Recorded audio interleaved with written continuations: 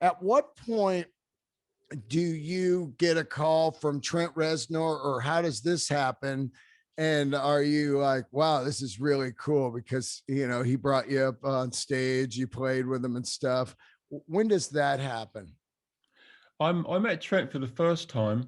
Oh God, uh, I actually can't remember, but it was long time ago. I was doing a little tour. I was playing in some tiny little place in Baton Rouge when Trent was making the Fragile, and Wow. and it was a tiny little place actually, about 200 people or something. And Trent turns up and with about 11 other people, Clint Mansell, Alan Moulder, other Mm. Nin people. And he gives me a copy of a song of mine called Metal that he'd done a cover version of on a CD. And I was just, sort of blown away with that. And I didn't know what to say. So I just, oh, thanks very much, put it in my pocket. And I don't think I give it quite the reverence it deserved, Anyway, but that's how we met. And he just, sort of, they'd come and play in we'd go and say hello. So, but we never really started really good friends. Yeah, we just sort of, it's good and it was friendly and we sort of be able to hang out and that. But it was later. He was doing the Wave Goodbye tour, and he was with Jane's Addiction in Britain doing the tour in Britain, and my wife found out that he was doing that song Metal from my Pleasure Principle album. He was doing it in the set, and so without me knowing, she wrote to Trent and said, "Wouldn't it be a good idea if Gary come up on stage and did it with you when you got to London?" Wow. And the reason she didn't tell me is because I would have absolutely forbidden that. You can't be doing that, Yeah, because yeah, that's yeah. that's just not cool.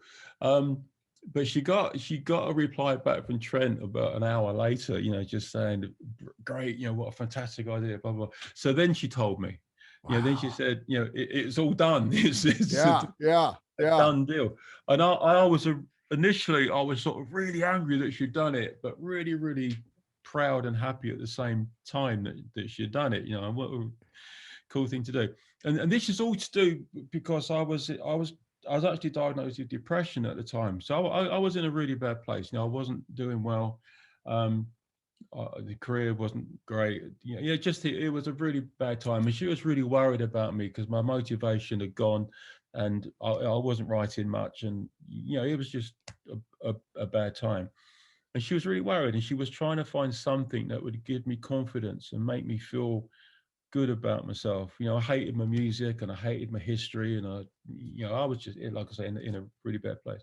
And so that was a thinking. It was a really really lovely thing to do. Anyway, so we get to the O2 in London, which is vast arena that they were Amazing. doing. And I get there, and Trent says, right, we're going to do Metal. We're going to do Cars as well." I was Oh, like, wow. I remember saying to him, "Mate, that's a mistake, Oh. because all these people, they're not come to see me. Yeah, They don't want 10-minute Gary Newman interlude in the right. middle of a Nine Inch Nails set. So he said, no, it'd be great. So, oh God, so I was shitting myself. Wow. They're gonna hate me, absolutely hate me. And and I was waiting to go on, and he did this introduction where he talked about how important I'd been and the Pleasure Principle album and all that into the whole sort of formation of Nine Inch Nails and his thinking behind what Nine Inch Nails is all about. And it was really lovely, and I was blown away by that. So I'm just stood on the side of the stage in front of 17, 18,000 people listening to this genius talk about me as if I was something special, and it was amazing. So I will go out on stage, and it wasn't horrible. The place went mad, and it was just the best experience. But that's how we really sort of became a lot closer.